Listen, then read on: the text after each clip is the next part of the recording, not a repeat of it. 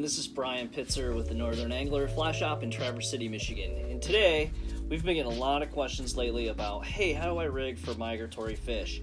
We're on the cusp of our salmon and steelhead season here.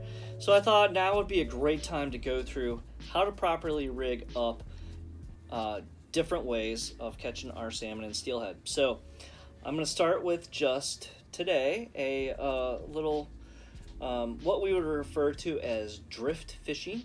Some people call it chucking, ducking, bottom bouncing, that sort of thing. So this is a very popular way to fish for migratory fish. It's great, especially on bigger rivers, maybe like the Muskegon or the Big Manistee, where you're far away from the fish, you're covering big, long runs. On the smaller streams, let's say like Bear Creek, the Betsy, places like that, I like to run floating lines and indicators, or swing flies. I like to swing flies everywhere, and we're going to go through that as well. But today, what we're going to do is how do I set up like a drift rig? And we get questions like this all the time. I'm going to start with like a thin diameter, like this is a shooting line. This happens to be the Rio Slick Shooter 50-pound.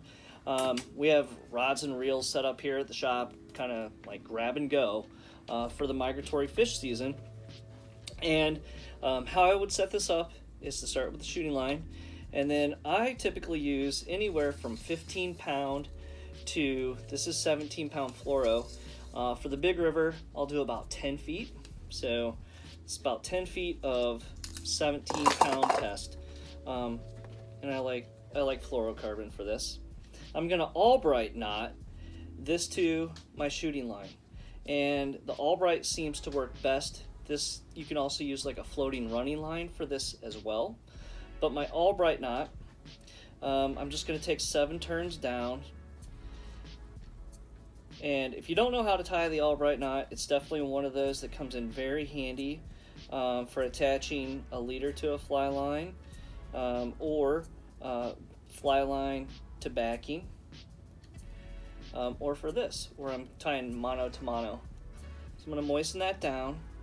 I'm going to tighten this. And whenever you're tightening a knot, you always want to just do a steady pull.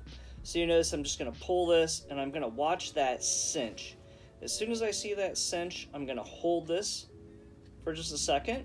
Make sure that knot is really seated well. So as I come in here, I'm going to pop the tag ends off of this, and this is going to slide right through my guides. So I can strip past this point without any issue, and it will cast right through my guides. So now that I have roughly 10 feet of this 17-pound test, I'm going to set up a sliding rig. So I'm going to take a small bead, and I'm going to add that. This is just a small clear bead. And then added that. This is going to prevent my snap swivel from running all the way up into the rod. So here's my snap swivel, and I'm just gonna put this right on here, and this is gonna slide, and I'm gonna put another bead on this end, and then I'm gonna add a swivel. Really simple rig. And this is just a regular barrel swivel. You want to make sure it's nice and strong.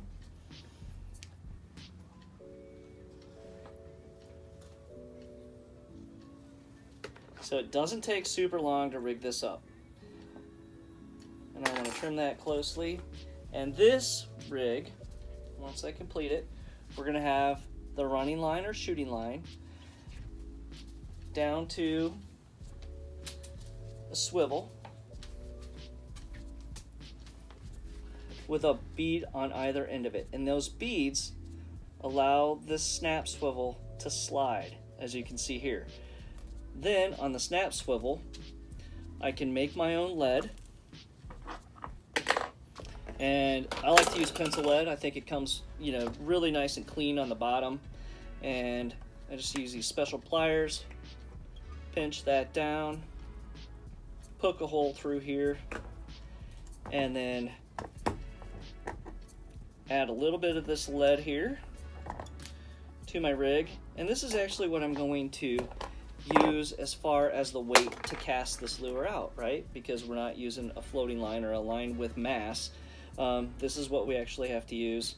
It's a lot like Euro nymphing, really. You know, instead of the weight being a weight here, that would be a fly. And this fly is gonna, or this weight's gonna slide up and down on my rig like this. So this is 17-pound test. Then I'm gonna step down to either 8-pound or 10-pound, and I'm gonna do this one of two ways. I'm gonna pull out a length, 4 feet or whatever, cut that, and I'm gonna fold this over, and I'm gonna tie a dropper rig. So I'm gonna tie an egg on this portion and a nymph on this portion. And to do that, I'm gonna take this loop here, I'm gonna make a triple surgeon's knot. So that's just 3 overhand knots in a row. Moisten that, snug it up, and then I look at this knot, and you're gonna see off this knot, you're gonna have one coming straight out and one coming out at a 45. The one basically coming out at a 45, I'm gonna trim, and I'm gonna tie this right to the swivel here. Again, this is really quick and easy, and I'm using anything from, you know, maybe 6-pound test to a 10-pound test on this rig.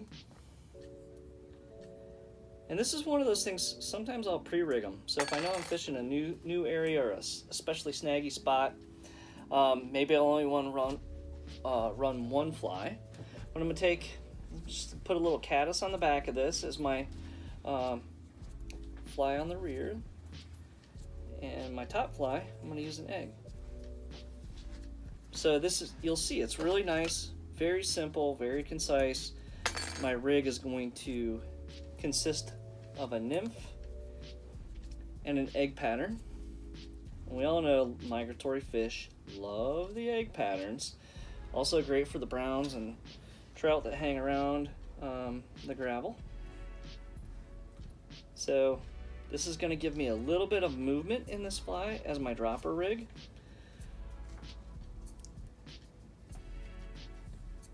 Just moisten that, make sure my knots are good. Worst thing you can have happen is catch that big fish, hook it, play it, and you come back and your knot is curly-cued. So we have the weight down to the dropper fly, down to the point fly. So this is your typical setup for drift fishing. And what's going to happen is you're going to cast pretty much straight out across the stream, and check out our other videos on this technique, but it's going to bounce basically along the bottom. It's going to move along the bottom, and the flies are going to be out here like this. So that's a super simple way to do a Michigan drift fishing rig. The other option, if you don't want to tie a dropper like this, you can always just go ahead and tie the first fly on directly to this. You know, in a smaller river, I'm gonna probably make these a little bit shorter. So this would be a pretty good Betsy River or Pure Marquette River or Bear Creek rig. I can just do a knot there, and then I can just add, if I don't feel comfortable doing that triple surgeon's knot, I can just add my next fly right to the bend of that hook. And that works out really well, and it's quick and easy to do too. So it's gonna look like this when I'm done. Finish this knot.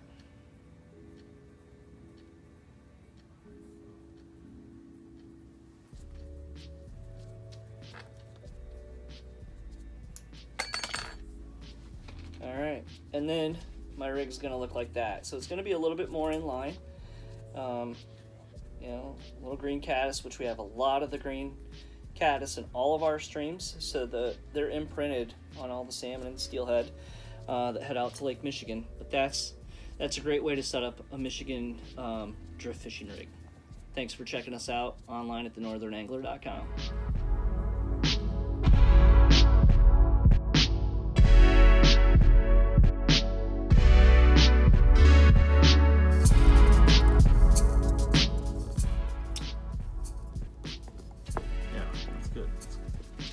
I'm just keeping it rolling. So. Are you? Is it rolling? Oh yeah.